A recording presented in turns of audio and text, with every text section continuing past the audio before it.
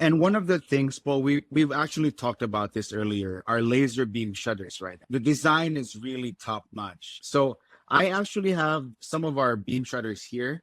So let me Yep. start with, I have here the LS30. Yep. And this is the LS30 sill.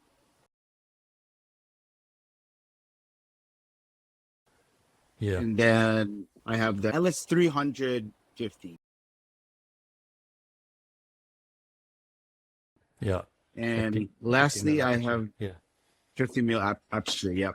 And lastly, I have the OEM version. One thing that we should also discuss, Paul, the difference between the LS30 and then the LS30 sill. What is the main difference between the two? Yeah, so the LS30 is basically a single channel shutter in the way that most laser beam shutters are single channel. It basically a single blade.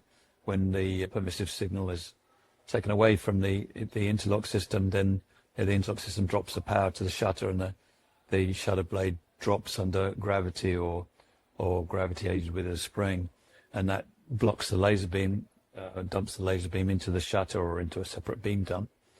So that's great. That works, and that's the very common way of doing it for very high safety integrity applications. So you need, if you want to achieve performance level E to ISO 13849-1, then a single channel is not good enough. You need to have a dual channel. So we created a dual channel shutter.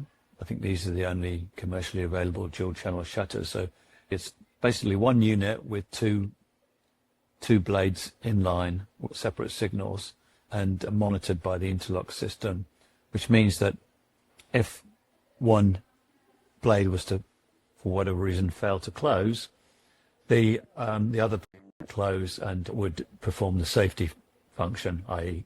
turning off the laser beam. So that massively reduces the possibility of a dangerous failure of the system or a failure of the system to perform its safety function.